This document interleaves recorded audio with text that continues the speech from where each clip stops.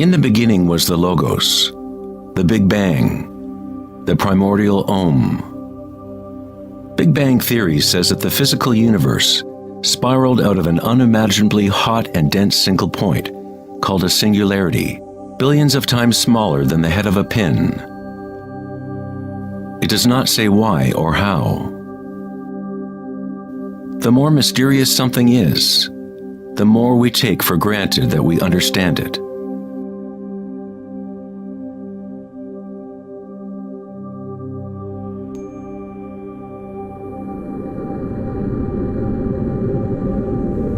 It was thought that eventually gravity would either slow the expansion or contract the universe in a big crunch. However, images from the Hubble Space Telescope show that the universe's expansion seems to be actually accelerating, expanding faster and faster as it grows out of the Big Bang. Somehow, there is more mass in the universe than physics predicted. To account for the missing mass, physicists now say that the universe consists of only 4% atomic matter, or what we consider normal matter. 23% of the universe is dark matter, and 73% is dark energy, what we previously thought of as empty space. It is like an invisible nervous system that runs throughout the universe, connecting all things.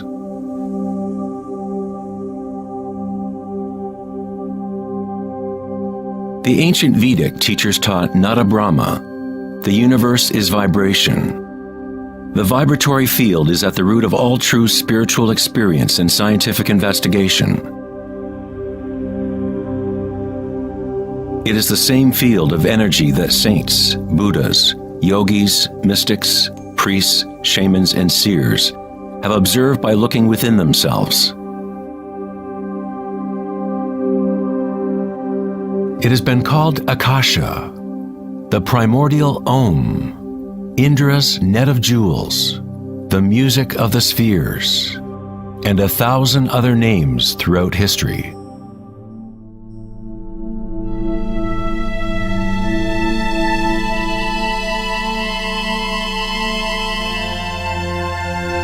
It is the common root of all religions.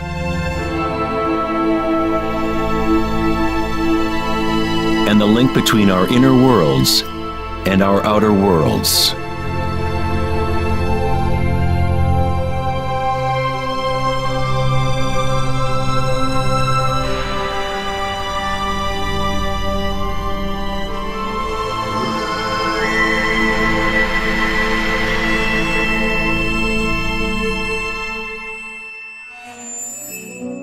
In Mahayana Buddhism in the 3rd century, they described a cosmology not unlike the most advanced physics of modern day. Indra's net of jewels is a metaphor used to describe a much older Vedic teaching, which illustrates the way the fabric of the universe is woven together. Indra, the king of the gods, gave birth to the sun and moves the winds and the waters. Imagine a spider web that extends into all dimensions. The web is made up of dewdrops, and every drop contains the reflection of all the other water drops. And in each reflected dewdrop, you will find the reflections of all the other droplets. The entire web in that reflection, and so on to infinity. Indra's web could be described as a holographic universe, where even the smallest stream of light contains the complete pattern of the whole.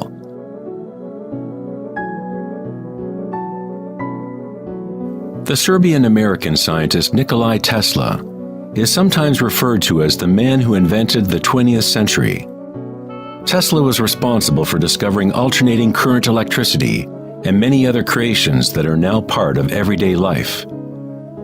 Because of his interest in the ancient Vedic traditions, Tesla was in a unique position to understand science through both an Eastern and Western model. Like all great scientists, Tesla looked deeply into the mysteries of the outer world, but he also looked deeply within himself. Like the ancient yogis, Tesla used the term akasha to describe the etheric field that extends throughout all things. Tesla studied with Swami Vivekananda, a yogi who brought the ancient teachings of India to the West. In the Vedic teachings, akasha is space itself, the space that the other elements fill, which exists simultaneously with vibration. The two are inseparable. Akasha is yin to prana's yang.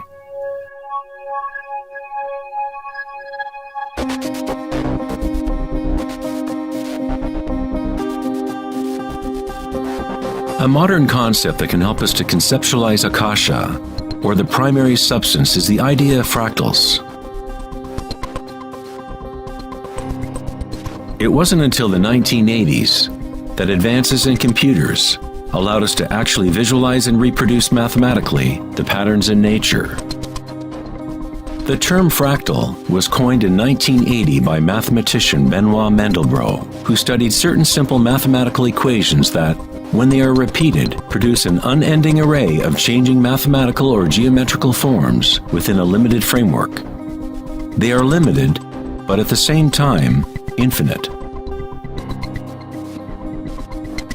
A fractal is a rough geometric shape that can be split into parts, each of which is at least approximately a reduced size copy of the whole pattern, a property called self-similarity.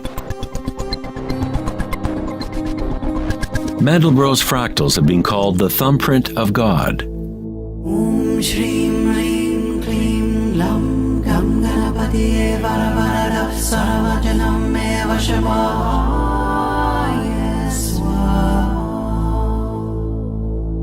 You are seeing artwork generated by nature itself. If you turn the Mandelbrot figure a certain way, it looks sort of like a Hindu deity or Buddha. This figure is being termed the Buddha-bro figure. Om Shrim Rim Klim Lam Gam Ganapatiye Varavarada Saravajanam Eva Shavaya Swa.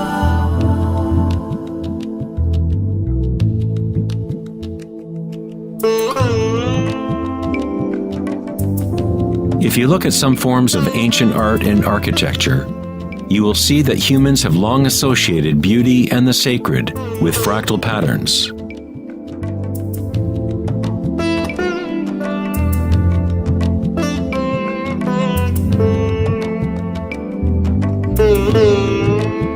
Infinitely complex, yet every part contains the seed to recreate the whole. Fractals have changed mathematicians' views of the universe and how it operates. With each new level of magnification, there are differences from the original. Constant change and transformation occurs as we traverse from one level of fractal detail to another. This transformation is the cosmic spiral, the embedded intelligence of the matrix of time-space.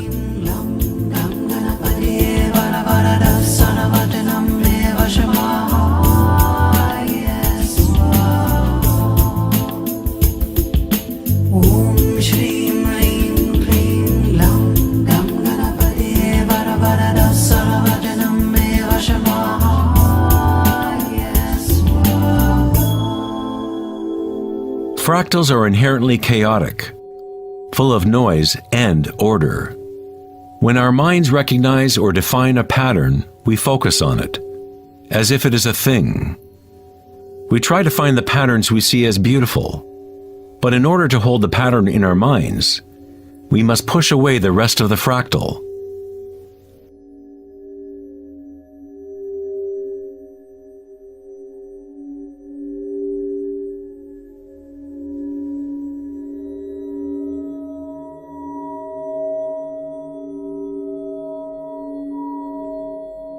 To comprehend a fractal with the senses is to limit its movement. All energy in the universe is neutral, timeless, dimensionless. Our own creativity and capacity for pattern recognition is the link between the microcosm and macrocosm, the timeless world of waves, and the solid world of things. Observation is an act of creation through limitations inherent in thinking. We are creating the illusion of solidity, of things by labeling, by naming. The philosopher Kierkegaard said, "If you name me, you negate me." By giving me a name, a label, you negate all of the other things I could possibly be. You lock the particle into being a thing by pinning it down, naming it. But at the same time, you are creating it, defining it to exist. Creativity is our highest nature. With the creation of things comes time, which is what creates the illusion of solidity.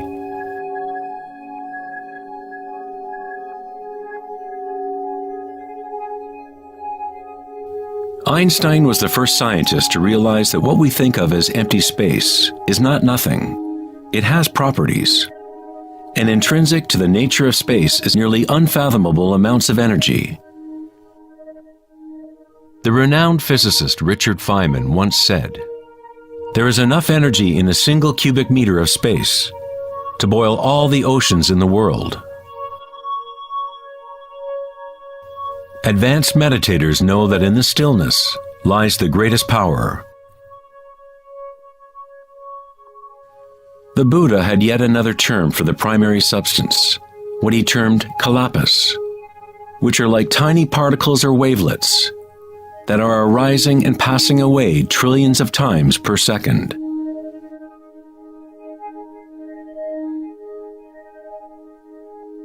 Reality is, in this sense, like a series of frames in a holographic film camera, moving quickly so as to create the illusion of continuity. When consciousness becomes perfectly still, the illusion is understood, because it is consciousness itself that drives the illusion.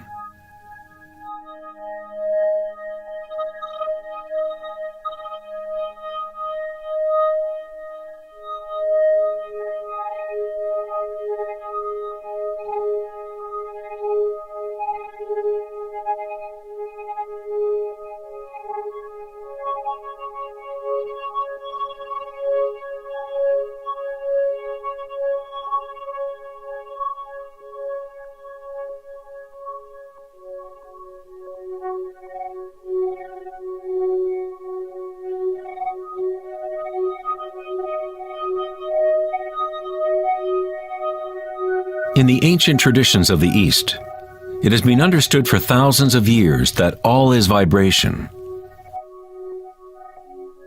Nada Brahma, the universe is sound. The word nada means sound or vibration, and Brahma is the name for God. Brahma simultaneously is the universe and is the creator. The artist and the art are inseparable. In the Upanishads, one of the oldest human records from ancient India, it is said, Brahma the creator, sitting on a lotus, opens his eyes, and a world comes into being. Brahma closes his eyes, and a world goes out of being. Ancient mystics, yogis, and seers have maintained that there is a field at the root level of consciousness. The Akashic field, or the Akashic records, where all information, all experience, past, present, and future, exists now and always. It is this field or matrix from which all things arise, from subatomic particles to galaxies, stars, planets, and all life.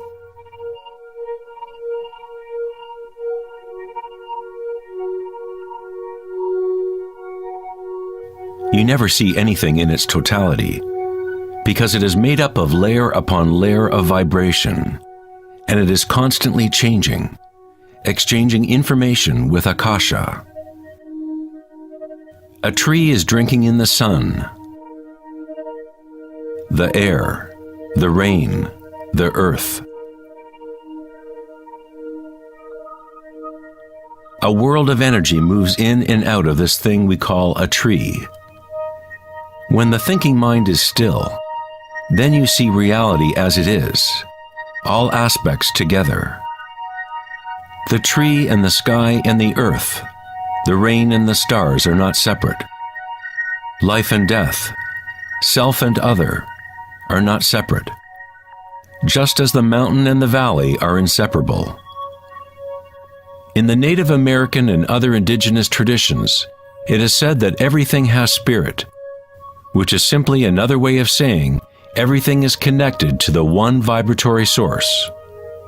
There is one consciousness, one field, one force that moves through all. This field is not happening around you, it is happening through you, and happening as you. You are the you in universe. You are the eyes through which creation sees itself. When you wake from a dream, you realize that everything in the dream was you. You were creating it. So-called real life is no different.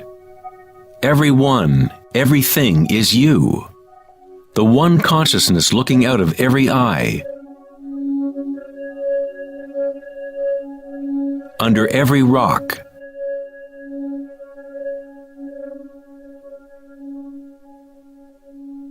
Within every particle.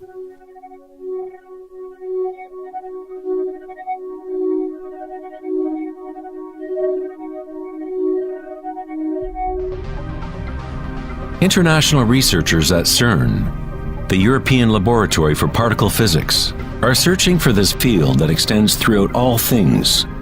But instead of looking within, they look to the outer physical world. Researchers at the CERN laboratory in Geneva, Switzerland, announced that they had found the Higgs boson, or the God particle. The Higgs boson experiments prove scientifically that an invisible energy field fills the vacuum of space. CERN's Large Hadron Collider consists of a ring 17 miles in circumference, in which two beams of particles race in opposite directions, converging and smashing together at nearly the speed of light. Scientists observe what comes out of the violent collisions. The standard model cannot account for how particles get their mass. Everything appears to be made of vibration, but there is no thing being vibrated. It is as if there has been an invisible dancer, a shadow, dancing hidden in the ballet of the universe. All the other dancers have always danced around this hidden dancer. We have observed the choreography of the dance, but until now we could not see that dancer.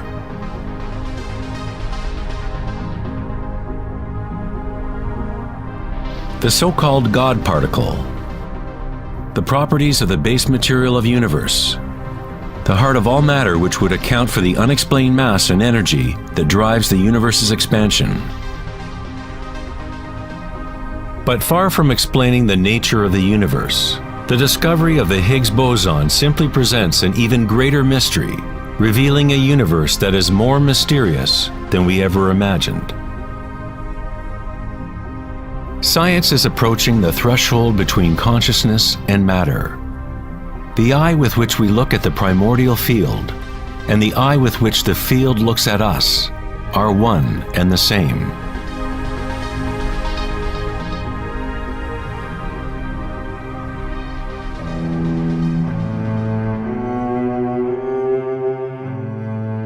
The German writer and luminary Wolfgang von Goethe said, "The wave is the primordial phenomenon which gave rise to the world." Cymatics is the study of visible sound. The word cymatics comes from the Greek root cyma, which means wave or vibration.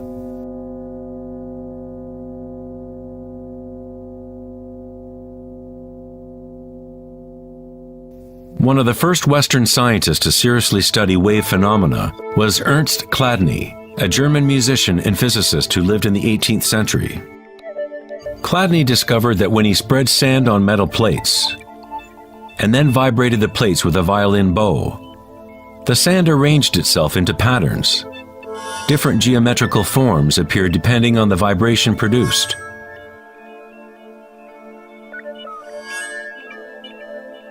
Chladni recorded an entire catalog of these shapes, and they are referred to as Chladni figures.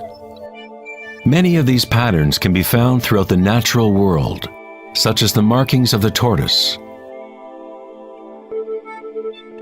or the spot patterns of a leopard.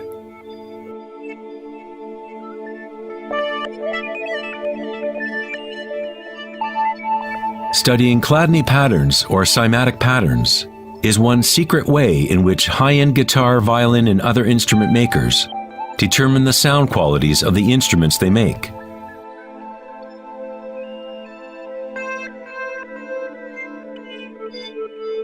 Hans Jenny expanded on Chladni's work in the 1960s. Using various fluids and electronic amplification to generate sound frequencies, and coined the term cymatics. If you run simple sine waves through a dish of water, you can see patterns in the water. Depending on the frequency of the wave, different ripple patterns will appear. The higher the frequency, the more complex the pattern. These forms are repeatable, not random. The more you observe, the more you start to see how vibration arranges matter into complex forms from simple repeating waves. This water vibration has a pattern similar to a sunflower.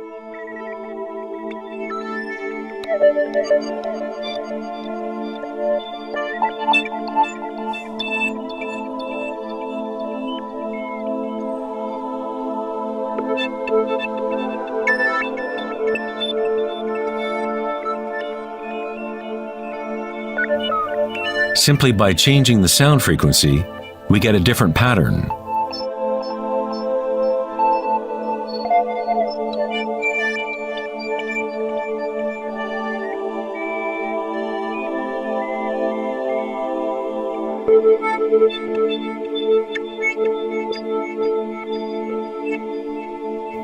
Water is a very mysterious substance.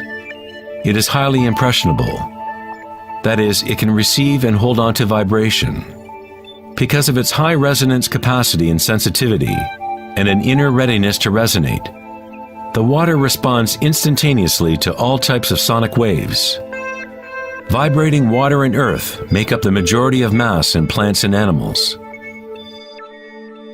It is easy to observe how simple vibrations in water can create recognizable natural patterns.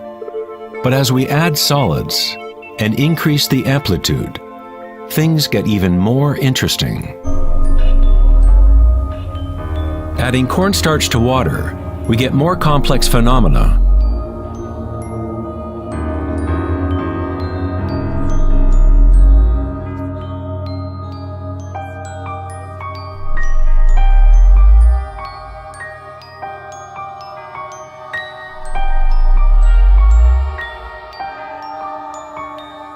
Perhaps the principles of life itself can be observed as vibrations move the cornstarch blob into what appears to be a moving organism.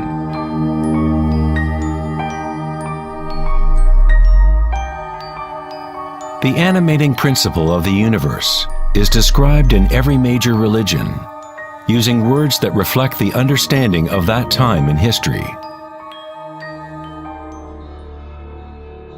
In the language of the Incas, the largest empire in pre-Columbian America, the word for human body is Alpa Kamasca, which means literally, animated earth. In Kabbalah, or Jewish mysticism, they talk about the divine name of God, the name that cannot be spoken. It cannot be spoken because it is a vibration that is everywhere. It is all words, all matter. Everything is the sacred word. The tetrahedron is the simplest shape that can exist in 3 dimensions. Something must have at least 4 points to have physical reality. The triangle structure is nature's only self-stabilizing pattern. In the Old Testament, the word tetragrammaton was often used to represent a certain manifestation of God. It was used when talking about the Word of God, or the special name of God, Logos or primordial Word.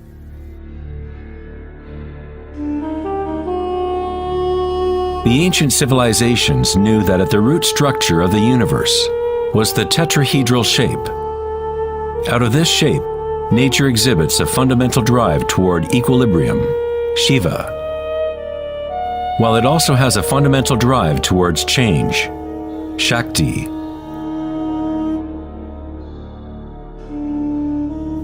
In the Bible, the Gospel of John usually reads, "In the beginning was the Word," but in the original text, the term used was logos. The Greek philosopher Heraclitus, who lived around 500 years before Christ, referred to the logos as something fundamentally unknowable, the origin of all repetition, pattern, and form. The Stoic philosophers who followed the teachings of Heraclitus identified the term with the divine animating principle pervading the universe.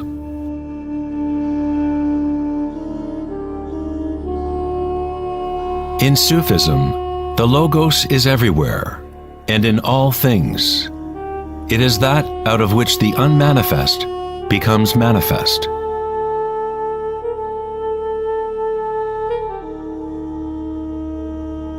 In the Hindu tradition, Shiva Nataraja literally means Lord of the Dance. The whole cosmos dances to Shiva's drum. All is imbued or ensouled with the pulsation. Only as long as Shiva is dancing can the world continue to evolve and change. Otherwise, it collapses back into nothingness. While Shiva is representative of our witnessing consciousness, Shakti is the substance or stuff of the world. While Shiva lies in meditation, Shakti tries to move him, to bring him into the dance. Like yin and yang, the dancer and the dance exist as one. Logos also means unconcealed truth. He who knows the Logos knows the truth. Many layers of concealment exist in the human world, as Akasha has been swirled into complex structures, concealing the source from itself. Like a divine game of hide and seek, we have been hiding for thousands of years, eventually forgetting about the game completely. We somehow forgot that there was anything to find. In Buddhism, one is taught to directly perceive the Logos, the field of change, or impermanence within oneself through meditation. When you observe your inner world, you observe subtler and subtler sensations and energies as the mind becomes more concentrated and focused. Through the direct realization of anicca, or impermanence at the root level of sensation, one becomes free of attachment to transient external forms. Once we realize there is one vibratory field that is the common root of all religions, how can we say, my religion, or this is my primordial Om, my quantum field?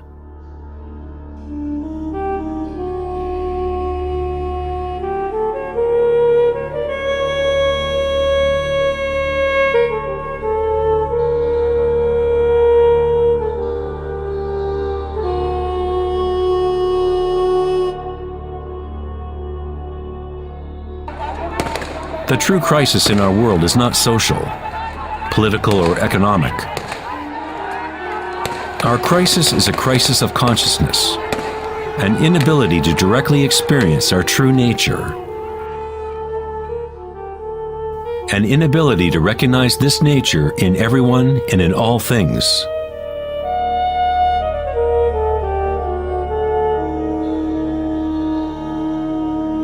In the Buddhist tradition, the Bodhisattva is a person with an awakened Buddha nature. A Bodhisattva vows to help to awaken every being in the universe, realizing that there is only one consciousness. To awaken one's true self, one must awaken all beings,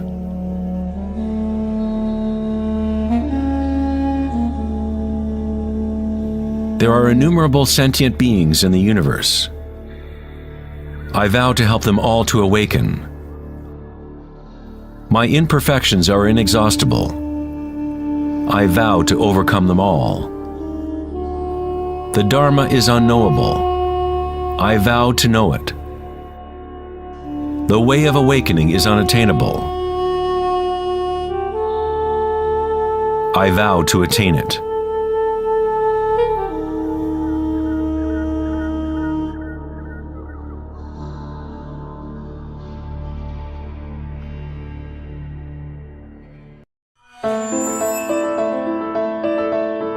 The Pythagorean philosopher Plato hinted enigmatically that there was a golden key that unified all of the mysteries of the universe. It is this golden key that we will return to time and again throughout our exploration. The golden key is the intelligence of the Logos, the source of the primordial Om. One could say that it is the mind of God. With our limited senses, we are observing only the outer manifestation of the hidden mechanics of self-similarity. The source of this divine symmetry is the greatest mystery of our existence. Many of history's monumental thinkers, such as Pythagoras, Kepler, Leonardo da Vinci, Tesla, and Einstein, have come to the threshold of the mystery. Einstein said, "The most beautiful thing we can experience is the mysterious. It is the source of all true art and science. He to whom this emotion is a stranger, who can no longer pause to wonder and stand wrapped in awe, is as good as dead. His eyes are closed." We are in the position of a little child entering a huge library filled with books in many different languages. The child knows someone must have written those books. It does not know how. It does not understand the languages in which they are written.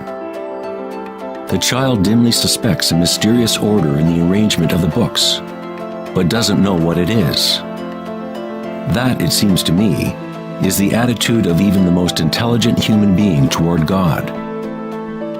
We see a universe marvelously arranged and obeying certain laws. Our limited minds cannot grasp the mysterious force that moves the constellations. Every scientist who looks deeply into the universe, and every mystic who looks deeply within the self, eventually comes face to face with the same thing: the primordial spiral.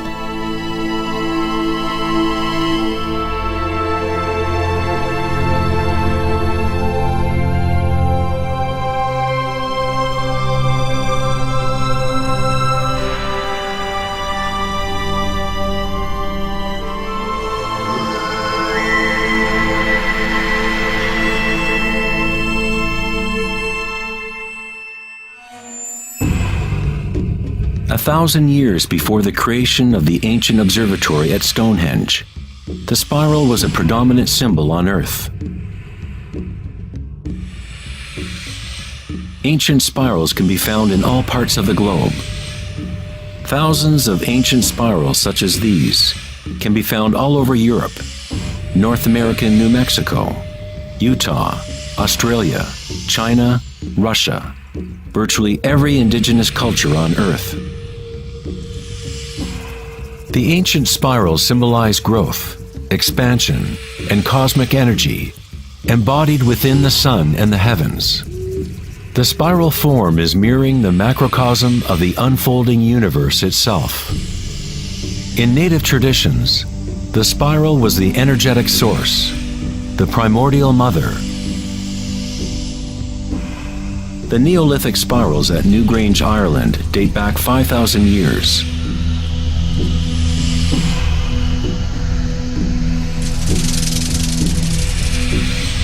They are 500 years older than the Great Pyramid of Giza, and they are just as enigmatic to modern observers. The spiral goes back to a time in history when humans were more connected to the Earth. to the cycles and spirals of nature, a time when humans were less identified with thoughts. The spiral is what we perceive to be the torque of the universe. Prana, or creative force, swirls akasha into a continuum of solid forms. Found at all levels between the macrocosm and the microcosm, from spiral galaxies to weather systems, to the water in your bathtub, to your DNA,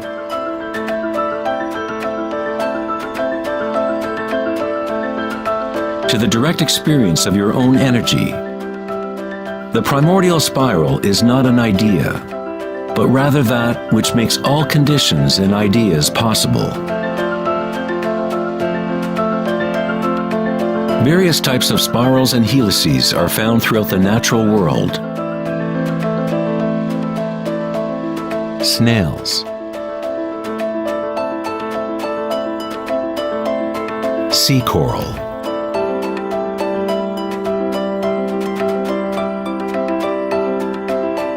spider webs,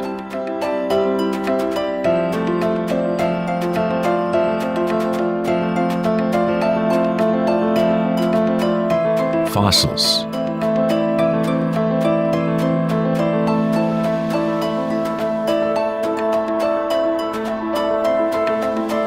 seahorses' tails,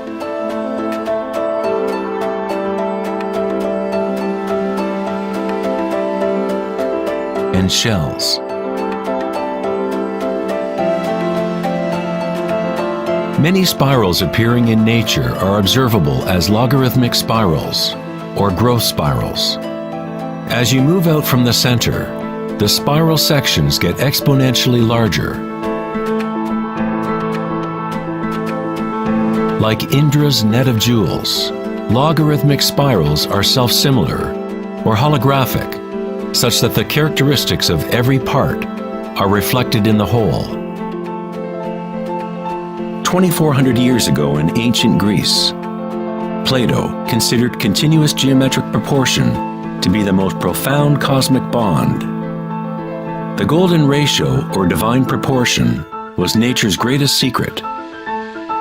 The golden ratio can be expressed as the ratio of A plus B to A is the same as the ratio of A to B. To Plato, the world's soul binds together into one harmonic resonance. The same pentagonal pattern that exists in a starfish or in a slice of okra can be seen in the path of the planet Venus, traced in the night sky over an 8-year period.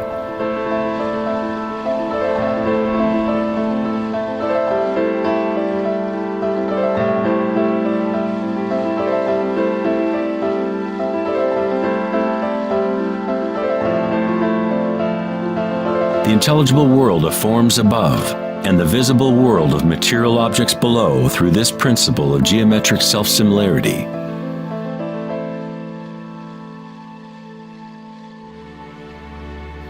From the self-similar spiral patterns of the Romanesco broccoli to the arms of galaxies, logarithmic spirals are a ubiquitous and archetypal pattern. Our own Milky Way galaxy has several spiral arms which are logarithmic spirals with a pitch of about 12 degrees. The greater the pitch of the spiral, the tighter the turns. When you observe a plant growing in time-lapse video, you witness it dancing with the spiral of life.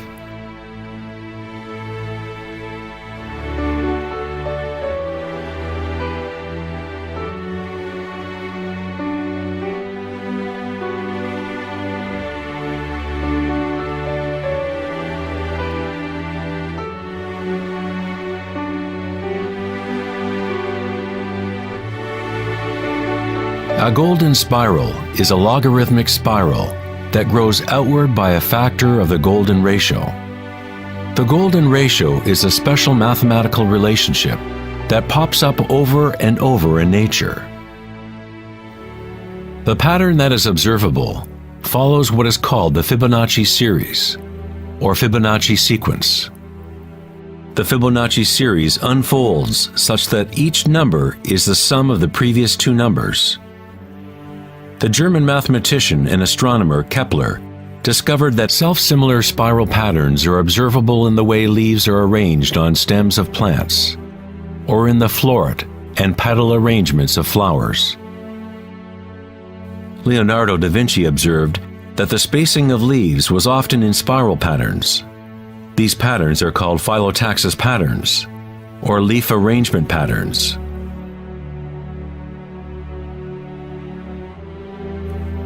Phyllotaxis arrangements can be seen in self-organizing DNA nucleotides.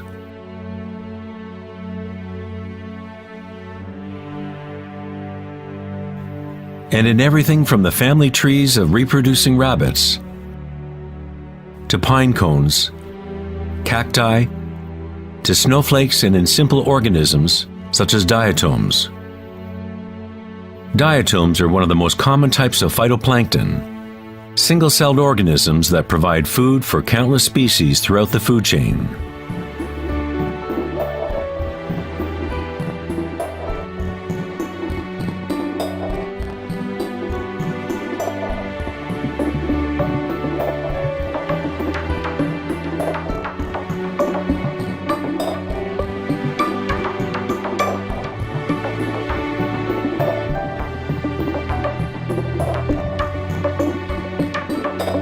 How much math do you need to know to be a sunflower or a bee?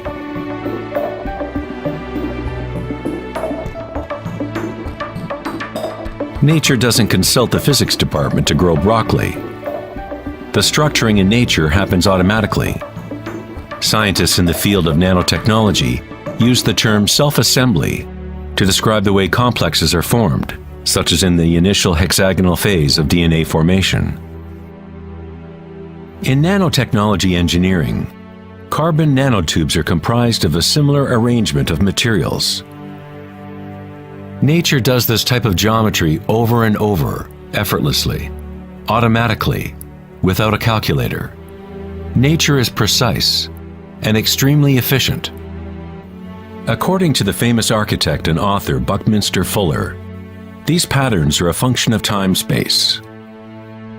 DNA and honeycomb are the shape that they are for the same reason a bubble is round. It is the most efficient shape, requiring the least amount of energy.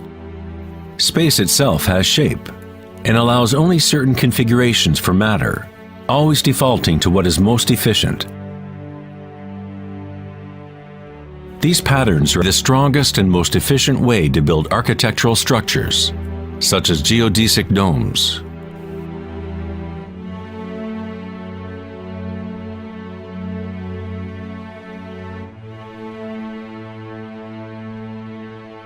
Logarithmic spiral patterns allow plants maximum exposure to insects for pollination, maximum exposure to sunlight and rain, and allow them to efficiently spiral water towards their roots. Birds of prey use the logarithmic spiral pattern to stalk their next meal. Flying in a spiral is the most efficient way to hunt.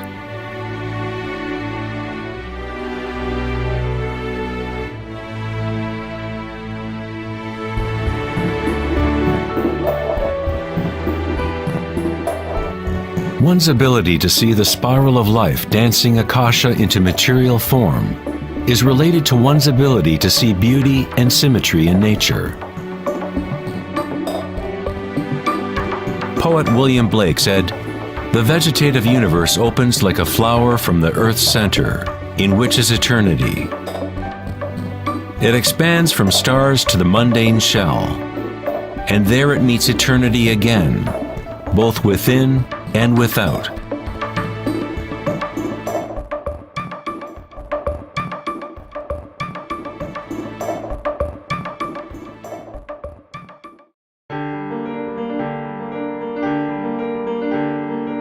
The study of patterns in nature is not something that is very familiar in the West. But in ancient China, this science was known as Li. Li reflects the dynamic order and pattern in nature.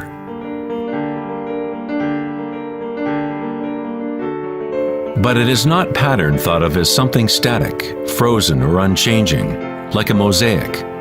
It is dynamic pattern as embodied in all living things.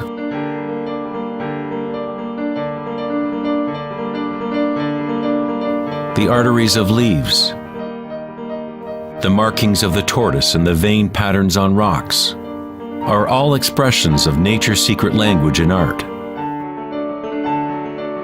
The labyrinth is one of many Li patterns. It is found in coral structures, mushrooms like the morel, cabbages, and in the human brain.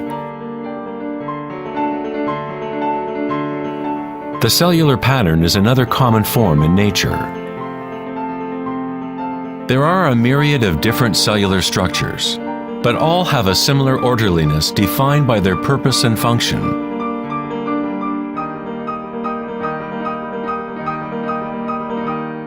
It is easy to be mesmerized with a constant play of forms. But what is most interesting is that certain archetypal forms seem to be woven into the fabric of nature at all. The branching pattern is another Li pattern, or archetypal pattern, that is observable at all levels and all fractal scales.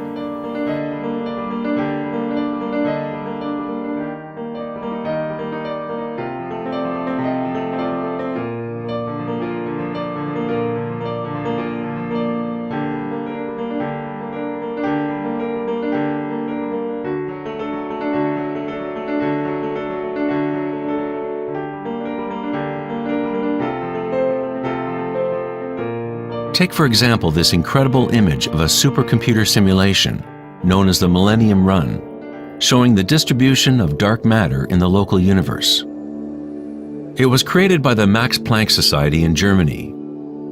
Dark matter is essentially what we previously thought of as empty space. It is like an invisible nervous system that runs throughout the universe.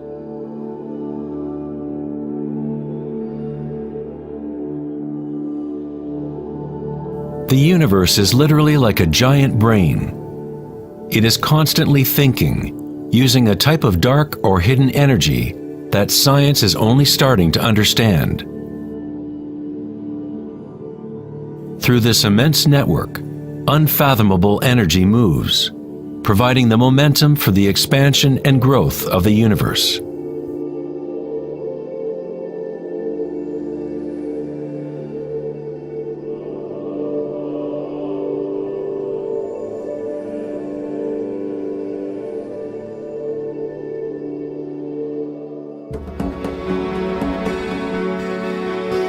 Nature creates branching patterns automatically when we set up the right conditions. Nature is an art-generating machine or a beauty-creating engine. Here, electricity is being used to grow silver crystal branches. The footage is time-lapsed as they grow over several hours. The crystals form on the aluminum cathode as ions are electrodeposited from a silver nitrate solution. The formation is self-organizing. You are seeing artwork generated by nature itself. Johann Wolfgang von Goethe said, "Beauty is a manifestation of secret natural laws, which otherwise would have been hidden from us forever." In this sense, everything in nature is alive, self-organizing. When higher voltage is used, the fractal branching becomes even more obvious. This is happening in real time.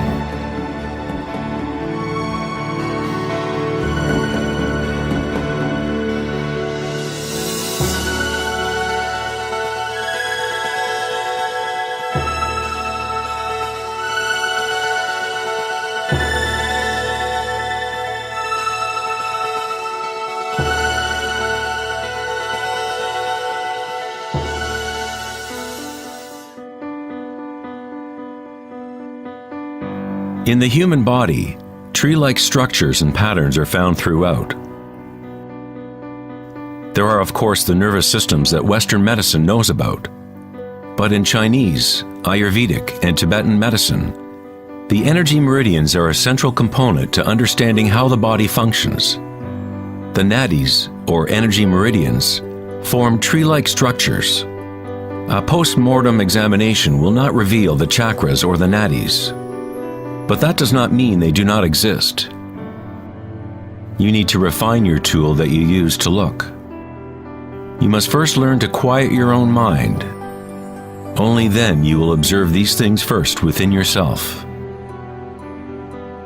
In electrical theory, the less resistance in a wire, the more easily it can carry energy. When you cultivate equanimity through meditation, it creates a state of non-resistance in your body. Prana, or chi, or inner energy, is simply your inner aliveness. What you feel when you bring your consciousness within the body. The subtle wires within your body that carry prana, the nadis, become able to move more and more pranic energy through the chakras. Your wiring becomes stronger as you use it, as you allow energy to flow. Wherever consciousness is placed, chi or energy will begin to flow and physical connections blossom. Within the brain and nervous system, physical wiring patterns become established by repetition. By continually placing your attention within and lowering resistance to the sensations you are experiencing, you increase your energetic capacity.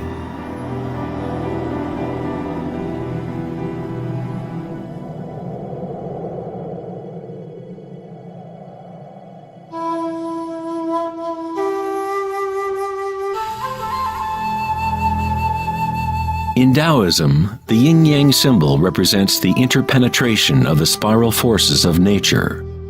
The yin-yang is not two and not one. The ancient concept of the hara is represented by a yin-yang, or spiral swirl. It is the power center located in the belly below the navel. Hara means literally sea or ocean of energy. In China, the hara is called the lower dantian. In many forms of Asian martial arts, the warrior with strong hara is said to be unstoppable. In the samurai tradition, one form of ritual suicide, or seppuku, was harakiri, was often mispronounced as harikiri. It means to impale one's hara, thereby cutting off one's chi or energy channel.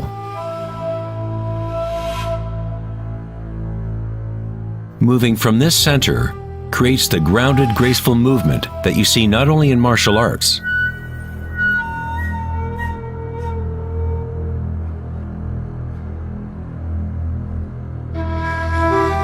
but in great golfers, belly dancers,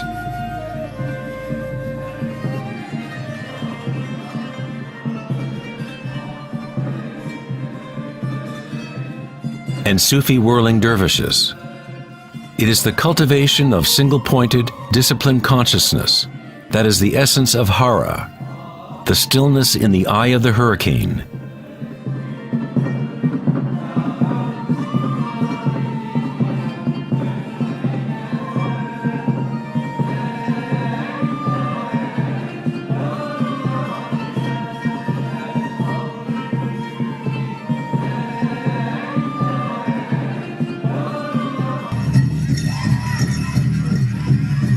It is the gut instinct and connection to one's energy source.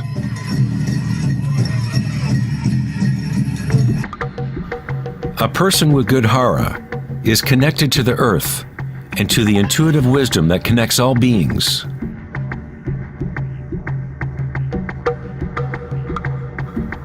To think with your belly, hara dakanganase, is to tap into your inner wisdom.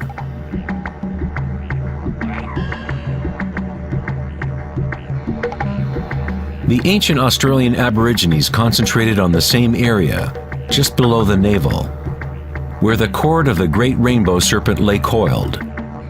Again, a representation of the evolutionary energy in humankind. It is no accident that it is in the hara where new life begins.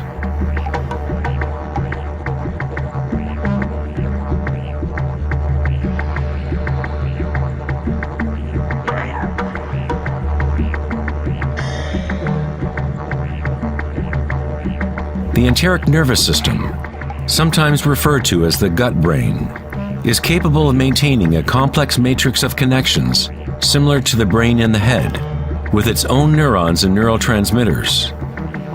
It can act autonomously, that is, with its own intelligence. You could say that the gut brain is a fractal version of the head brain, or perhaps the head brain is a fractal version of the gut brain. A healthy bear has strong hara. When a bear knows where to forage for herbs, it follows the movement of qi through its senses, centered in the hara or belly. This is the bear's connection to the dream lodge, the place in native traditions where all knowledge comes from, to the spiral of life.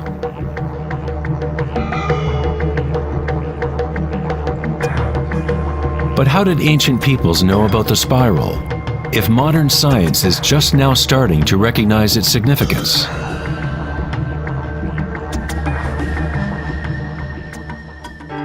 Ask the bees, for they have not forgotten how to love. Bees have a special connection to the source, as part of a symbiotic system, helping beauty and diversity to flourish. They are a bridge between the macrocosm and the microcosm. There is one heart that connects all, a hive mind, if you will. Like an open brain, the hive sends out its dreams into the world to be manifested.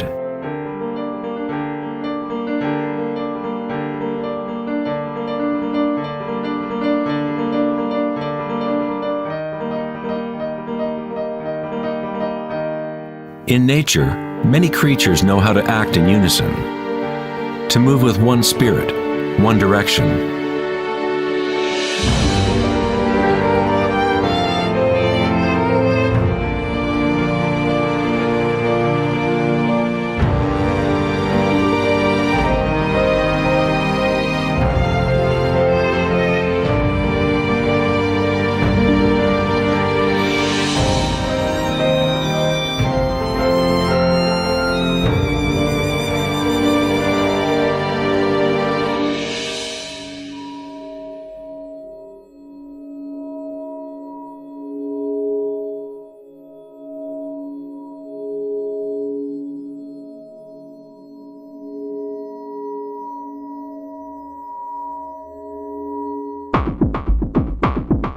But not all benefit the other species around them. For example, the locust will devour everything in its path. A locust has no choice but to act like a locust. It will never make honey or pollinate plants the way a bee does. A locust's behavior is rigid, but a human is unique in that we can act like a bee or we can act like a locust. We are free to change and manipulate the patterns of how we interact with the world. We can exist symbiotically or as a parasite.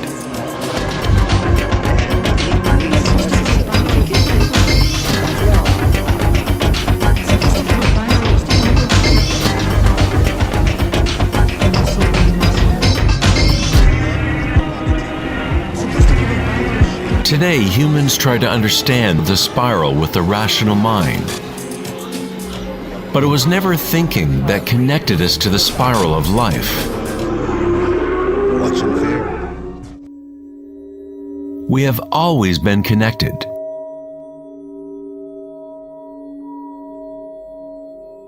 Thinking has been what keeps us in the illusion of separateness, within our own identities. Thinking is the creation of separateness, the experience of limitation. The more we align with thought, the more removed we become from the source. Ancient cultures that were less thought-oriented aligned themselves with the spiral in a more direct and personal way than we do today. In ancient India, Kundalini is a representation of one's inner energy, which moves in snake-like or helix-like pattern up the spine. In the ancient yogic traditions of India, the inner worlds of people at that time were comparable to those of Hara-centered cultures. To balance the power of the spiral with the stillness of your witnessing consciousness is to align with your full evolutionary potential, to blossom into the unique multifaceted being you were designed to be. Ida, the feminine or moon channel, is connected to the right brain, and Pingala, the masculine or sun channel, connected to the left brain. When these two channels are in balance, energy flows up a third channel, Sushumna, along the center of the spine, energizing the chakras and unlocking one's full evolutionary potential. The word chakra is an ancient Sanskrit word meaning energy wheel. Kundalini is nothing less than the primordial spiral that dances your human life into existence. It is a different order of energy than we normally understand, like a bridge from gross matter to the most subtle energies. You are that bridge. Kundalini is not energy that can be forced by will, effort, and friction. It is analogous to growing a flower. All we can do as good gardeners is prepare the soil in proper conditions and let nature take its course.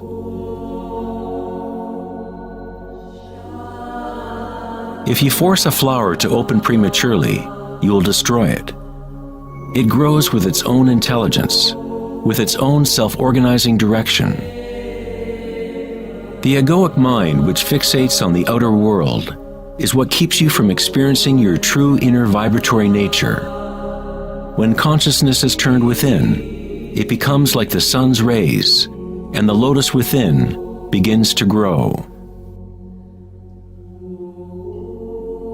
As Kundalini awakens within oneself, one begins to see the signature of the spiral in all things, in all patterns within and without.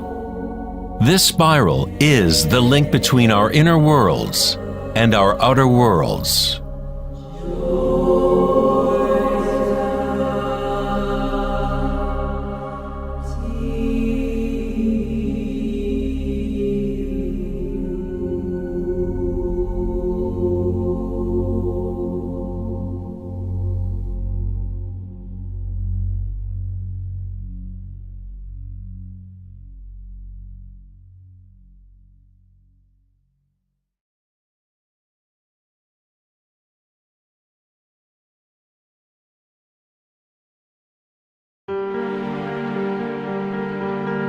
Prior to the dawn of Western civilization in written language, science and spirituality were not two separate things.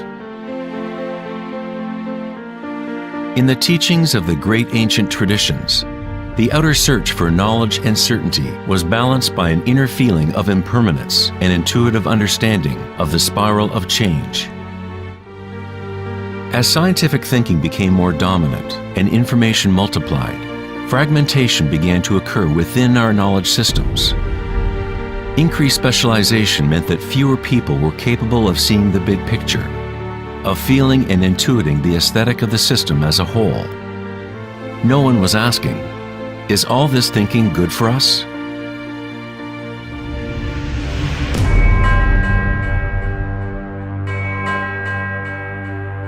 The ancient knowledge is here in our midst, hidden in plain view, but we are too preoccupied with our thoughts to recognize it. This forgotten wisdom is the way to restore the balance between the inner and the outer, yin and yang, between the spiral of change and the stillness at our core.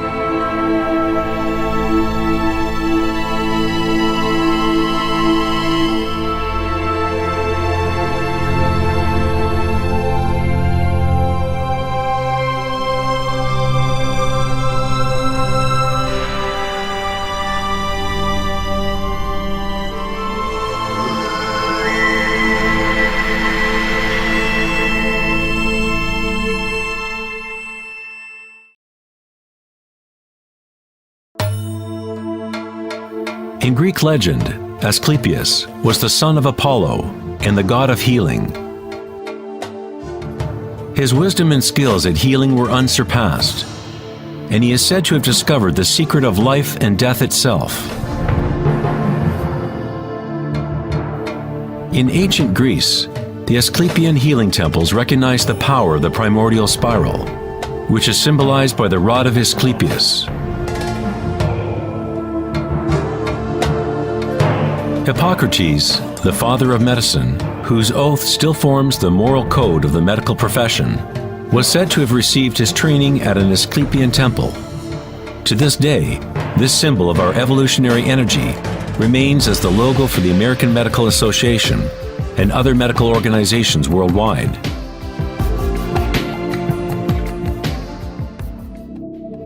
In Egyptian iconography, the snake and bird represent the duality or polarity of human nature.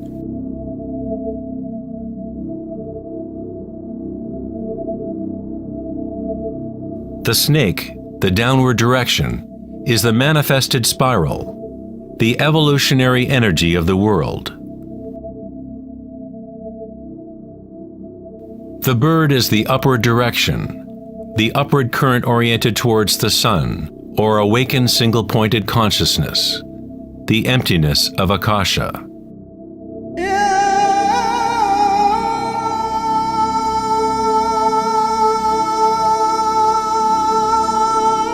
Pharaohs and gods are depicted with awakened energy, whereby the Kundalini snake moves up the spine and pierces Ajna chakra between the eyes.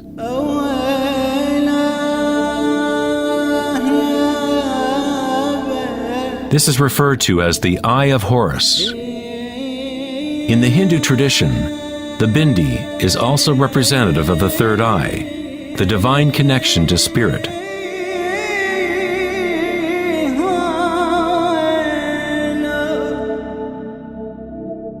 King Tutankhamun's mask is a classic example showing both the snake and bird motifs.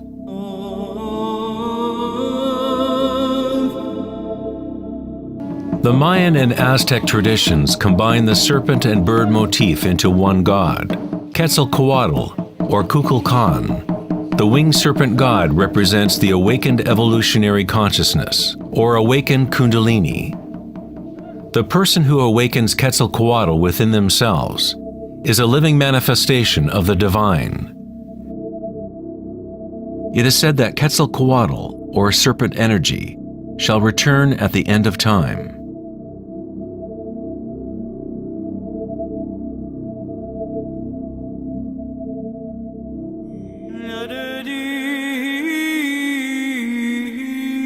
The snake and bird symbols can be found within Christianity as well. Their true meaning may be more deeply encrypted, but the meaning is the same as in other ancient traditions. In Christianity, the bird or dove, often seen above Christ's head, represents Holy Spirit, or Kundalini Shakti, as it rises to the sixth chakra and beyond. The Christian mystics called Kundalini by another name, Holy Spirit. In John 3:12, it says, "And as Moses lifted up the serpent in the wilderness, so must the Son of Man be lifted up." Jesus and Moses awakened their Kundalini energy, bringing awakened consciousness to the unconscious reptilian forces that drive human craving. Jesus was said to have spent 40 days and nights in the desert, during which time he was tempted by Satan. Similarly, the Buddha was tempted by Mara as he sat to reach enlightenment under the Bodhi tree, or wisdom tree. Both Christ and Buddha had to turn away from the lure of sensory pleasures and worldly grasping.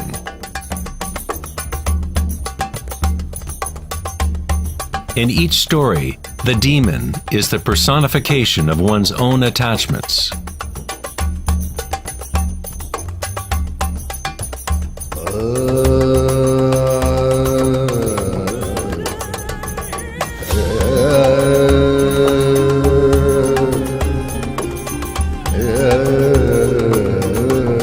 If we read the Adam and Eve story in the light of the Vedic and Egyptian traditions, we find that the serpent guarding the tree of life is Kundalini.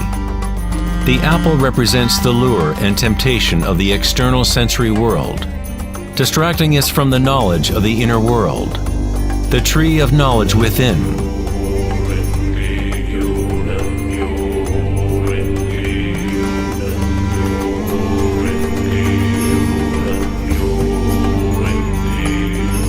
The tree is simply the network of nadis, or energy meridians within ourselves, which literally form tree-like structures throughout the body.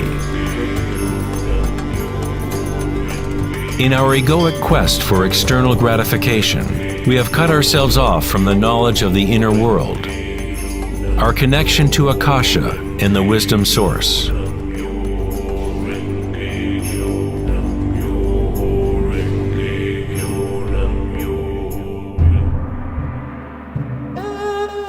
Many of the world's historical myths about dragons can be read as metaphors for the inner energies of the cultures in which they are embedded. In China, the dragon is still a sacred symbol representing happiness. Like the Egyptian pharaohs, ancient Chinese emperors who had awakened their evolutionary energies were represented by the winged snake or dragon. The royal totem of the Jade Emperor, or Celestial Emperor, shows a balance similar to Ida and Pingala. The yin and yang of Taoism, awakening the pineal center, or what in Taoism is called the upper dantian.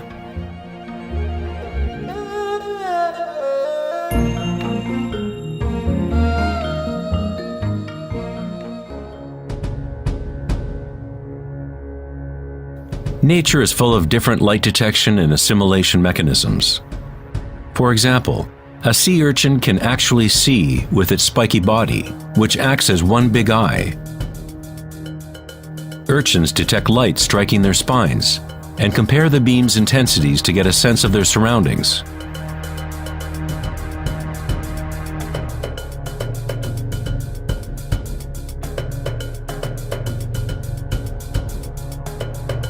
Green iguanas and other reptiles have a parietal eye or pineal gland on top of their heads, which they use to detect predators from above.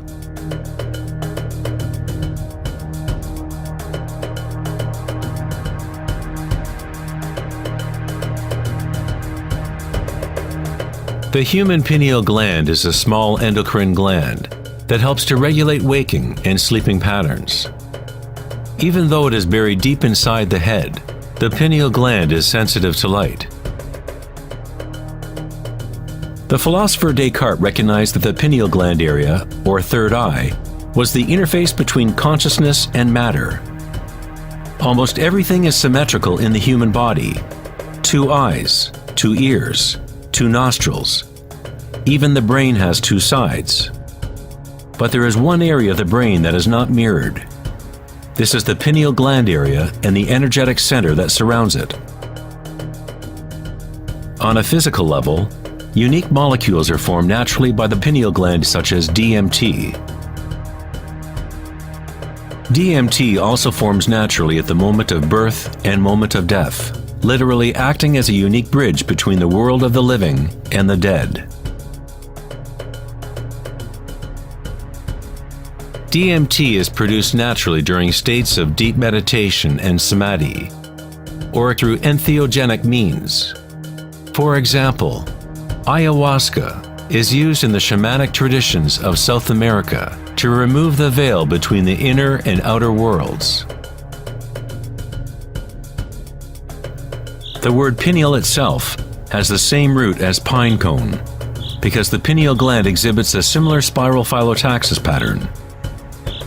This pattern, also known as the flower of life pattern, is common in ancient artwork depicting enlightened or awakened beings.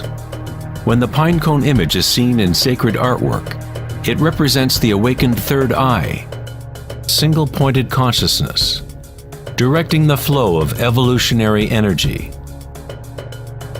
The pinecone represents the flowering of the higher chakras, which are activated as Sushumna rises to the Ajna chakra and beyond. In Greek mythology, the worshippers of Dionysus carried a thyrsus, or giant staff, wrapped with spiraling vines topped with a pine cone, again representing Dionysian energy, or Kundalini Shakti, as it travels up the spine to the pineal body at the sixth chakra.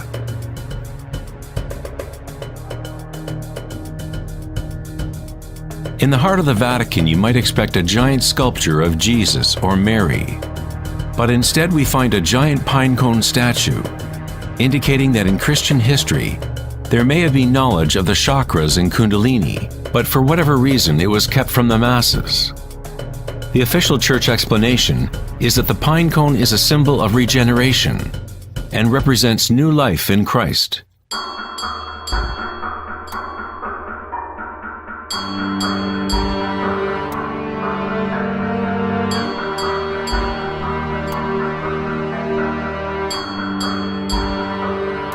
The 13th century philosopher and mystic Meister Eckhart said, "The eye with which I see God and the eye with which God sees me is one and the same." In the King James Bible, Jesus said, "The light of the body is the eye. If therefore thine eye be single, thy whole body shall be full of light."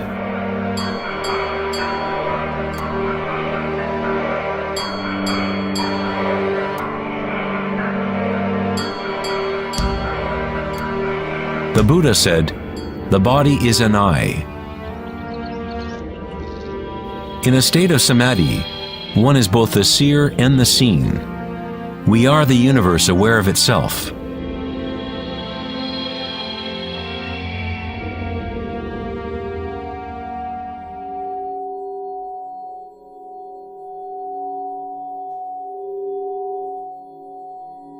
When Kundalini is activated, it stimulates the sixth chakra and pineal center, and this area starts to regain some of its evolutionary functions. Darkness meditation has been used for thousands of years as a way to activate the sixth chakra in the area of the pineal gland. Activation of this center allows a person to be able to see their inner light. Whether it is the proverbial yogi or shaman retreating deep into a cave, or Taoist or Mayan initiate, or a Tibetan monk, all traditions incorporate a period of time during which one goes into the darkness.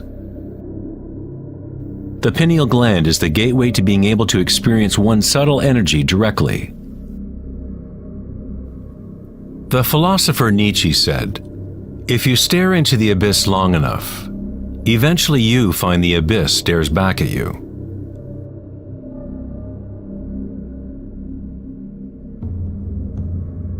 Dolmens, or ancient portal tombs, are among the oldest remaining structures on Earth. Most date to the Neolithic period of 3000 to 4000 BC, and some in Western Europe are 7000 years old. The dolmen was used to enter into perpetual meditation, as a way for a human to bridge the inner and outer worlds. As one continues to meditate in total darkness, eventually one begins to observe inner energy or light as the third eye becomes active. The circadian rhythms, which are governed by the sun and moon channels, no longer control the functions of the body, and a new rhythm is established.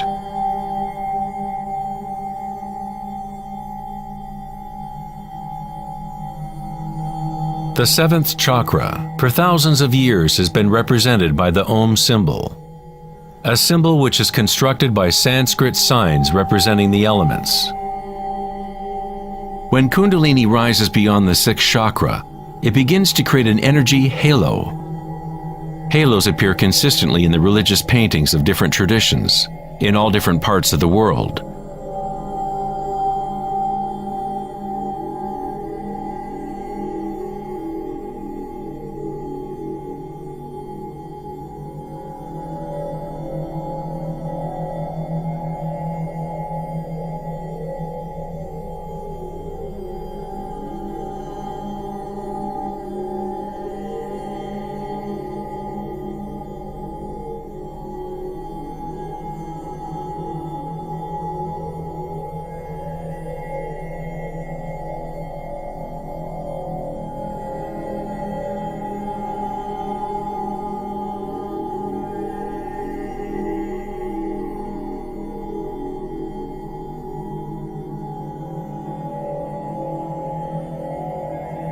The halo, or the depiction of an energy signature around an awakened being, is common to virtually all religions in all parts of the world.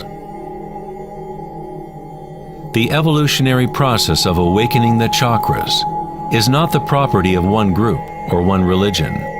It is the birthright of every human being on the planet.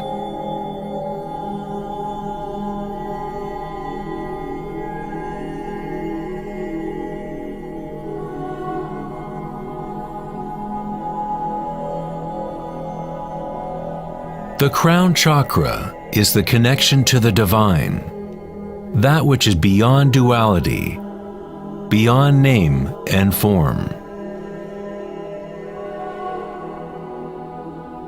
Akhenaten was a pharaoh, whose wife was Nefertiti. He is referred to as the son of the sun. He rediscovered Aten, or the Word of God within himself, uniting Kundalini and consciousness.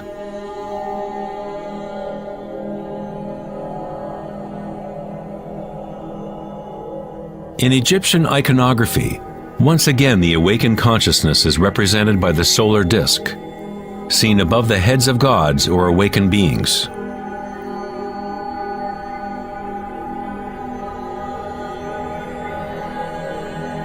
In Hindu and yogic traditions, this halo is called Sahasrara, the thousand-petal lotus.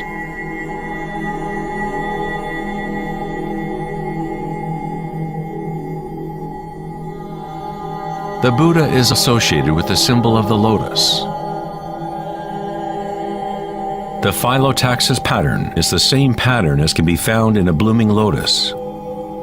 It is the flower of life pattern, the seed of life. It is the fundamental pattern into which all forms fit. It is the very shape of space itself, or a quality inherent to Akasha.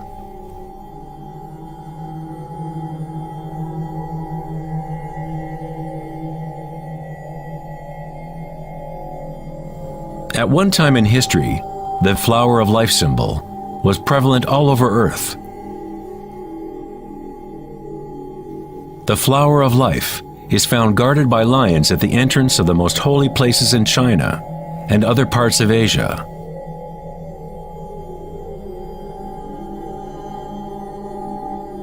The 64 hexagrams of the I Ching often surround a yin-yang symbol, which is yet another way of representing the flower of life.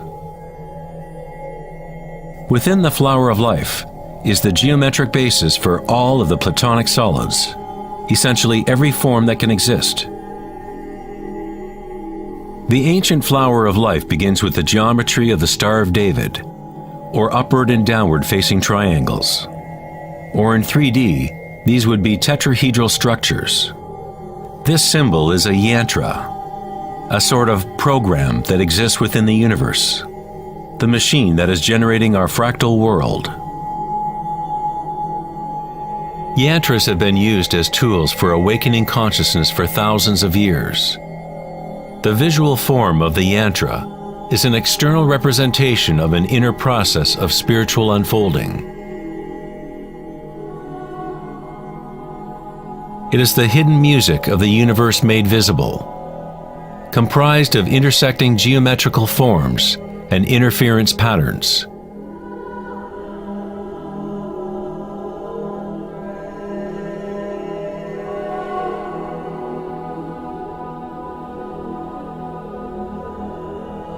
Each chakra is a lotus, a yantra, a psychophysiological center through which the world can be experienced.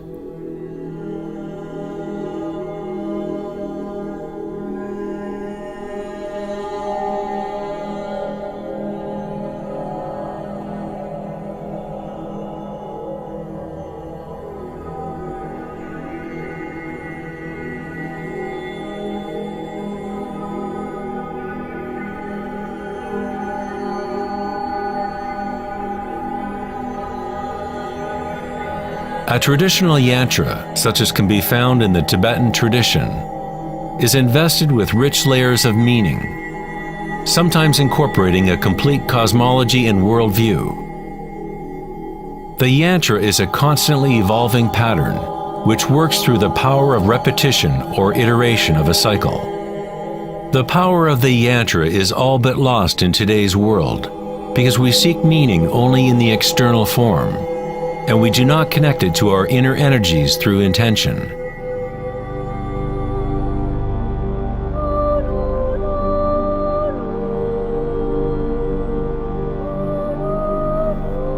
There is a good reason why priests, monks, and yogis traditionally have been celibate. Today, all but a tiny few know why they are practicing celibacy, because the true purpose has become lost. Quite simply, if your energy is going into producing more sperm or eggs, as the case may be, then there is not as much to fuel the rising of Kundalini, which activates the higher chakras. Kundalini is life energy, which is also sexual energy.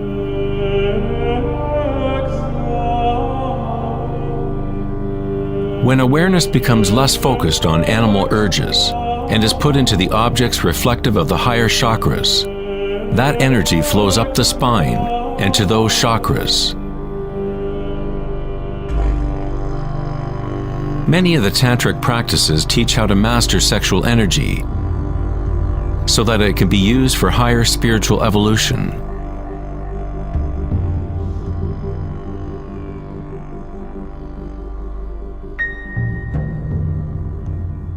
Your state of consciousness creates the right conditions for your energy to be able to grow. Entering a state of consciousness takes no time. As Eckhart Tolle says, awareness and presence always happen in the now. If you are trying to make something happen, then you are creating resistance to what is. It is the removing of all resistance that allows evolutionary energy to unfold. In the ancient yogic tradition, yoga postures were used to prepare the body for meditation. Hatha yoga was never intended solely as an exercise regime, but as a way to link one's inner and outer worlds. The Sanskrit word hatha means sun, ha, and moon, tha. In the original Yoga Sutras of Patanjali, the purpose of the 8 limbs of yoga are the same as the Buddha's Eightfold Path: to liberate one from suffering. When the polarities of the dual world are in balance, a third thing is born. We find the mysterious golden key that unlocks the evolutionary forces of nature. This synthesis of the sun and moon channels is our evolutionary energy.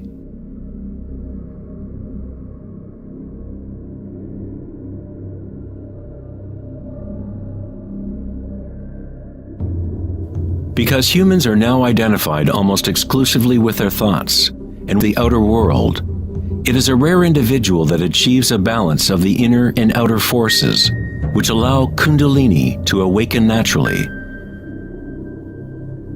For those identified only with the illusion, Kundalini will always remain a metaphor,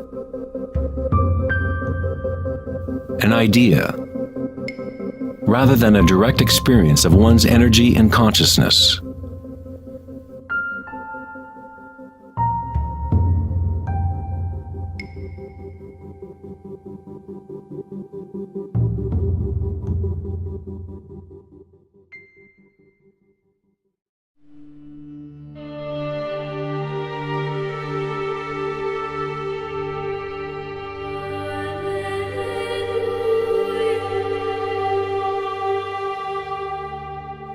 Life, liberty, and the pursuit of happiness.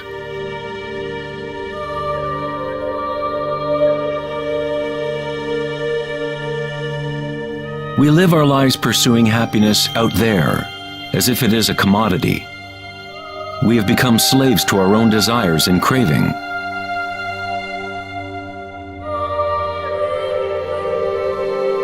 Happiness is not something that can be pursued or purchased like a cheap suit. This is Maya, illusion, the endless play of form. In the Buddhist tradition, samsara, or the endless cycle of suffering, is perpetuated by the craving of pleasure and aversion to pain. Freud referred to this as the pleasure principle. Everything we do is an attempt to create pleasure, to gain something that we want, or to push away something undesirable that we don't want. Even a simple organism like the paramecium does this. It is called response to stimulus. Unlike a paramecium, humans have more choice. We are free to think, and that is the heart of the problem. It is the thinking about what we want that has gotten out of control.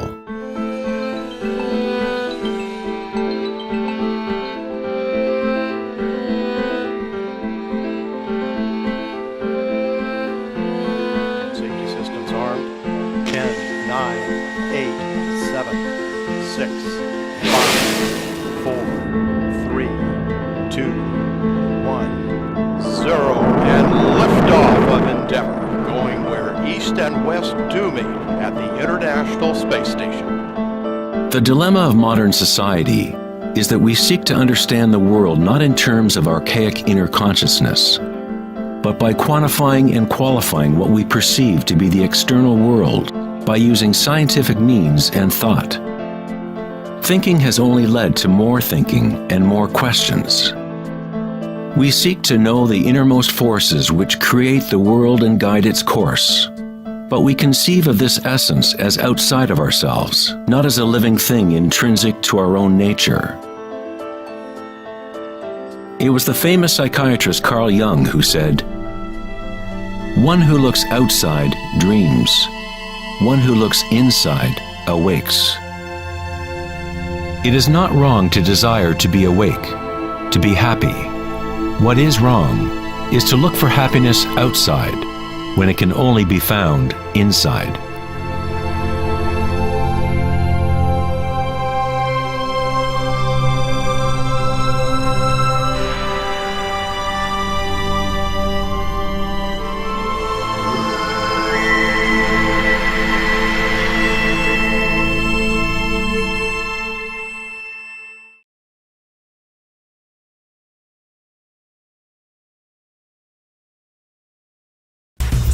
On August 4th, 2010, at the Techonomy Conference in Lake Tahoe, California, Eric Schmidt, CEO of Google, mentioned an astounding statistic.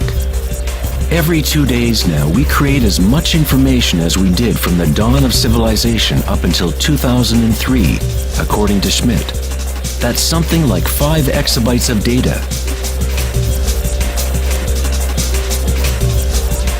Never in human history has there been so much thinking, and never has there been so much turmoil on the planet. Could it be that every time we think of a solution to one problem, we create 2 more problems?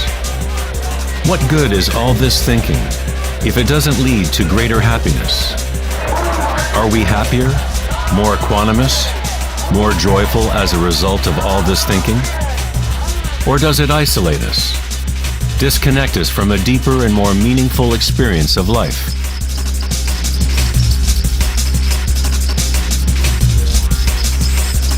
Thinking, acting, and doing must be brought into balance with being.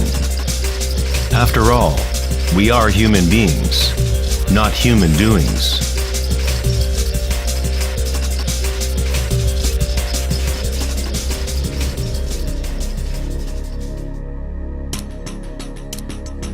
We want change, and we want stability at the same time. Our hearts have become disconnected from the spiral of life, the law of change, as our thinking minds drive us towards stability, security, and pacification of the senses. With a morbid fascination, we watch killings, tsunamis, earthquakes, and wars.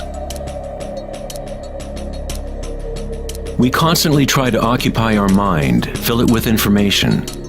TV shows streaming from every conceivable device, games and puzzles, text messaging, and every possible trivial thing. We let ourselves become mesmerized with the endless stream of new images, new information, new ways to tantalize and pacify the senses. At times of quiet inner reflection, our hearts may tell us that there is more to life than our present reality. That we live in a world of hungry ghosts, endlessly craving, and never satisfied.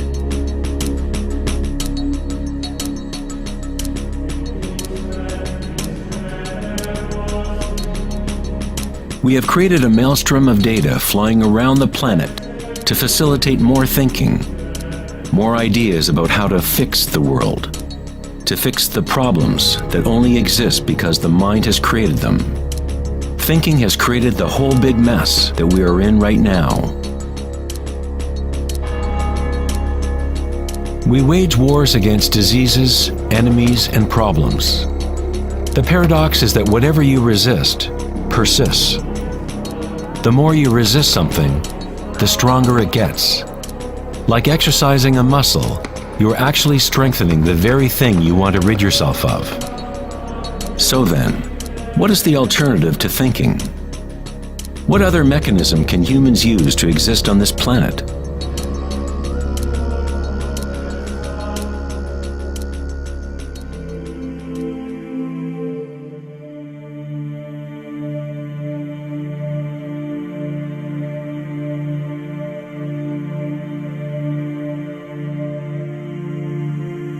While Western culture in recent centuries has focused on exploring the physical by using thought and analysis, other ancient cultures have developed equally sophisticated technologies for exploring inner space. It is the loss of the connection to our inner worlds that has created imbalance on our planet. The ancient tenet, know thyself, has been replaced with a desire to know and experience the outer world of form. Answering the question, who am I, is not simply a matter of describing what is on your business card.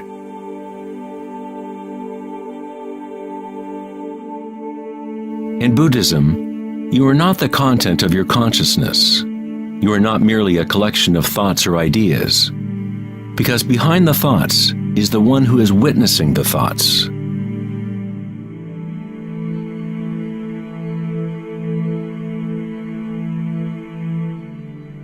The imperative know thyself is a Zen koan, an unanswerable riddle.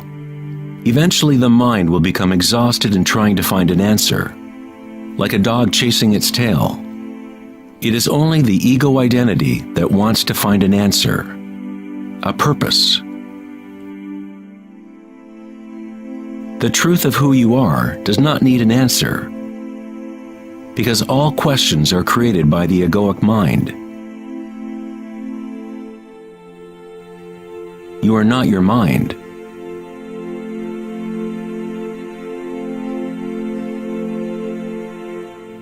The truth lies not in more answers, but in less questions. As Joseph Campbell said, I don't believe people are looking for the meaning of life as much as they are looking for the experience of being alive.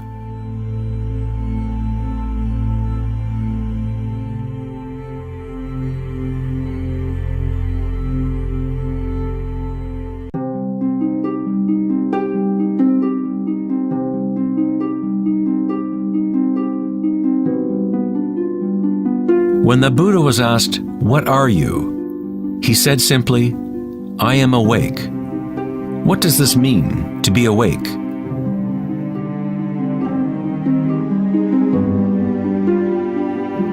The Buddha does not say exactly, because the flowering of each individual life is different.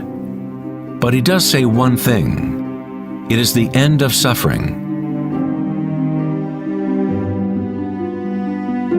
Every major religious tradition has a name for the state of being awake: heaven, nirvana, or moksha.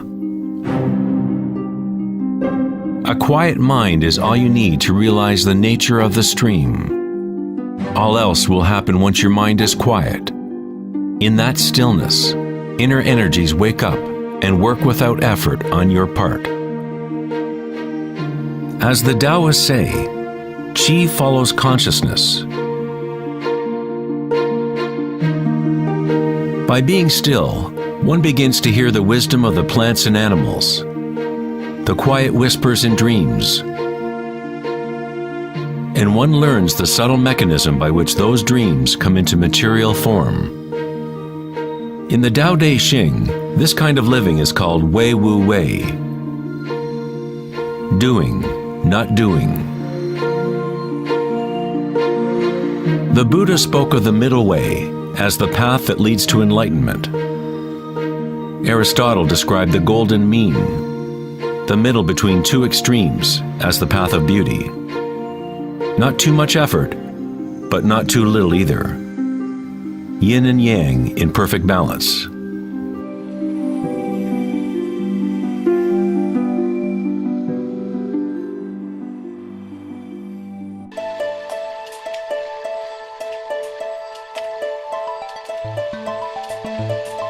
Vedanta's notion of Maya or illusion is that we do not experience the environment itself, but rather a projection of it, created by thoughts. Of course, your thoughts let you experience the vibratory world in a certain way, but our inner equanimity need not be contingent on external happenings. The belief in an external world, independent of the perceiving subject, is fundamental to science. But our senses only give us indirect information. Our notions about this mind-made physical world are always filtered through the senses, and therefore always incomplete. There is one field of vibration underlying all of the senses. People with a condition called synesthesia sometimes experience this vibratory field in different ways. Synesthetes can see sounds as colors or shapes, or associate qualities of one sense with another. Synesthesia refers to a synthesis or intermingling of the senses. The chakras in the senses are like a prism, filtering a continuum of vibration. All things in the universe are vibrating, but at different rates and frequencies. The Eye of Horus is made up of 6 symbols, each representing the senses. Like the ancient Vedic system, thought is considered to be a sense.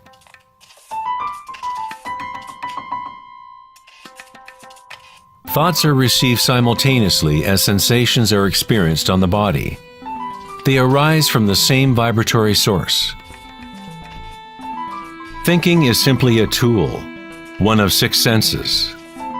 But we have elevated it to such a high status that we identify ourselves with our thoughts.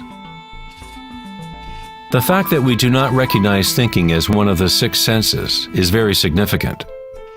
We are so immersed in thought that trying to explain thought as a sense is like telling a fish about water.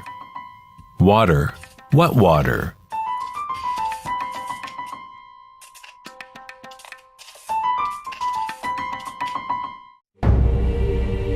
In the Upanishads, it is said, "Not that which the eye can see, but that whereby the eye can see.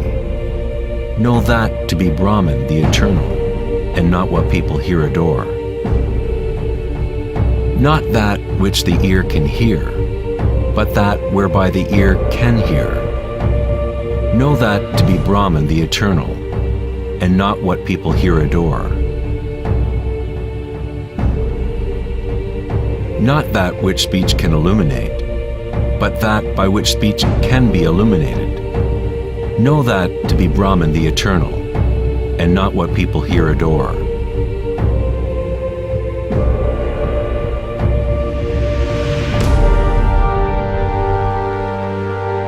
Not that which the mind can think, but that whereby the mind can think. Know that to be Brahman, the eternal, and not what people here adore.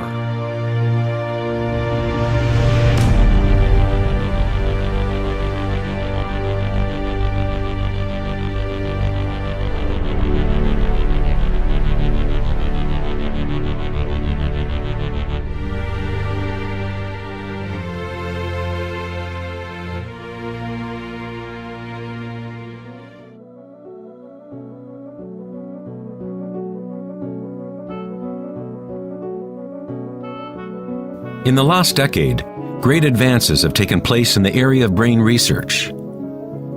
Scientists have discovered neuroplasticity, a term which conveys the idea that the physical wiring of the brain changes according to the thoughts moving through it.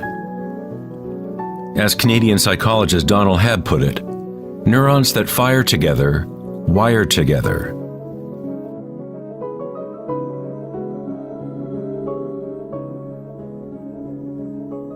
Neurons wire together most when a person is in a state of sustained attention. What this means is that it is possible to direct your own subjective experience of reality. Literally, if your thoughts are ones of fear, worry, anxiety, and negativity, then you grow the wiring for more of those thoughts to flourish. If you direct your thoughts to be ones of love, compassion, gratitude, and joy, you create the wiring for repeating those experiences. But how do we do that if we are surrounded by violence and suffering? Isn't this some kind of delusion or wishful thinking? Neuroplasticity is not the same as the New Age notion that you create your reality by positive thinking.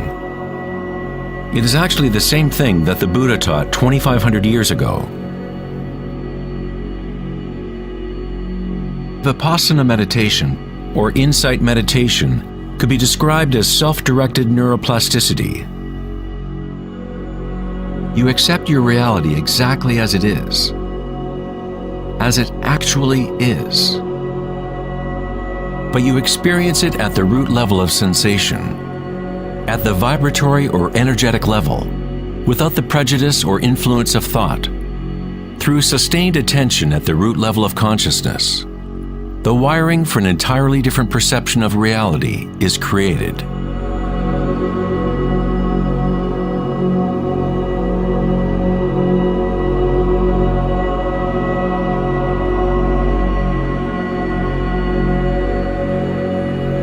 We have got it backwards most of the time. We constantly let ideas about the outer world shape our neural networks.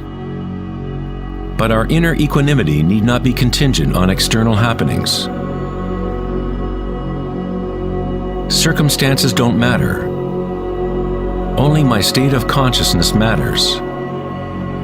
Meditation in Sanskrit means to be free of measurement, free of all comparison, to be free of all becoming. You are not trying to become something else. You are okay with what is. The way to rise above the suffering of the physical realm is to totally embrace it, to say yes to it, so it becomes something within you, rather than you being something within it.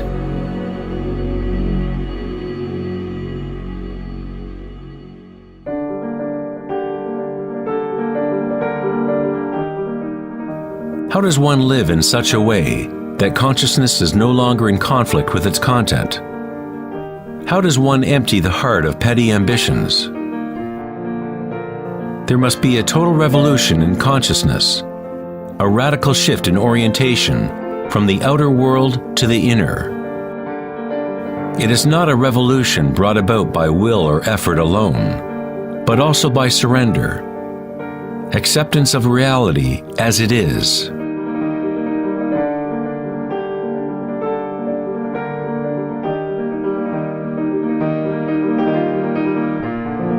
The image of Christ's open heart powerfully conveys the idea that one must open to all pain. One must accept all if one is to remain open to the evolutionary source. This doesn't mean you become a masochist. You don't look for pain. But when pain comes, which it inevitably does, you simply accept reality as it is, instead of craving some other reality. The Hawaiians have long believed that it is through the heart that we learn truth. The heart has its own intelligence, as distinctly as the brain does. The Egyptians believed that the heart, not the brain, was the source of human wisdom. The heart was considered the center of the soul and the personality. It was through the heart that the divine spoke, giving ancient Egyptians knowledge of their true path. This papyrus depicts the weighing of the heart. It was considered a good thing to go into the afterlife with a light heart. It meant that you had lived well.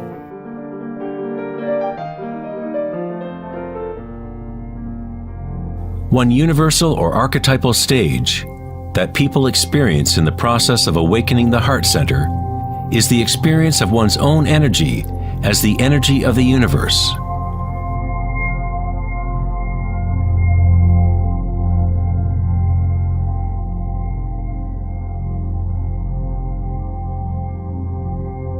When you allow yourself to feel this love, to be this love, when you connect your inner world with the outer world, then all is one. How does one experience the music of the spheres? How does a heart open?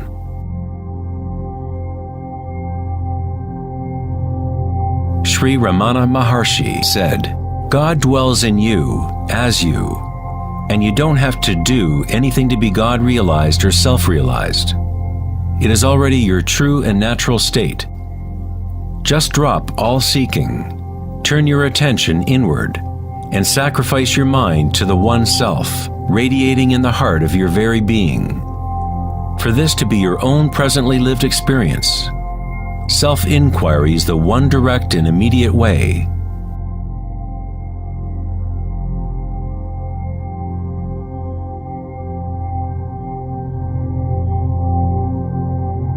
When you meditate and observe sensations within, your inner aliveness, you are actually observing change. This force of change is the arising and passing away as energy changes form. The degree to which a person has evolved or become enlightened is the degree to which one has gained the ability to adapt to each moment, or to transmute the constantly changing human stream of circumstances, pain and pleasure, into bliss.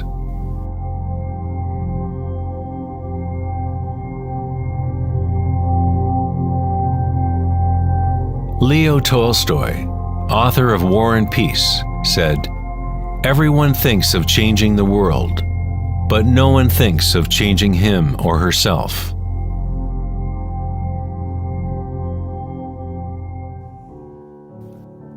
Darwin said the most important characteristic for the survival of a species is not strength or intelligence, but adaptability to change.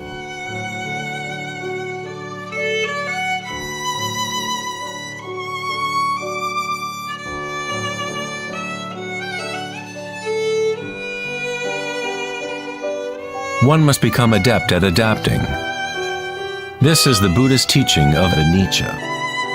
Everything is arising and passing away, changing, constantly changing. Suffering exists only because we become attached to a particular form.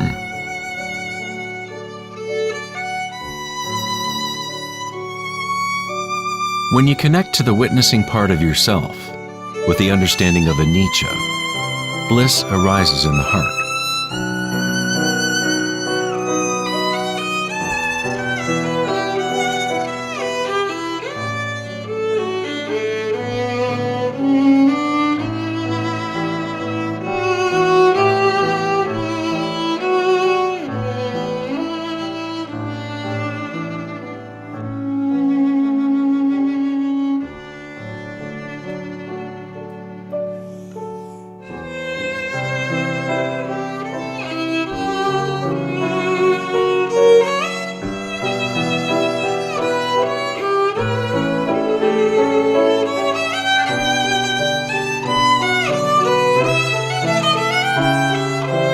Saints, sages, and yogis throughout history unanimously describe one sacred union that occurs in the heart. Whether it is the writings of St. John of the Cross, Rumi's poetry, or the tantric teachings of India, all of these different teachings try to express the subtle mystery of the heart. In the heart is the union of Shiva and Shakti, masculine penetration into the spiral of life, and feminine surrender to change, witnessing and unconditional acceptance of all that is. In order to open your heart, you must open yourself to change. To live in the seemingly solid world, dance with it, engage with it, live fully, love fully, but yet know that it is impermanent, and that ultimately all forms dissolve and change. Bliss is the energy that responds to stillness. It comes from emptying consciousness of all content.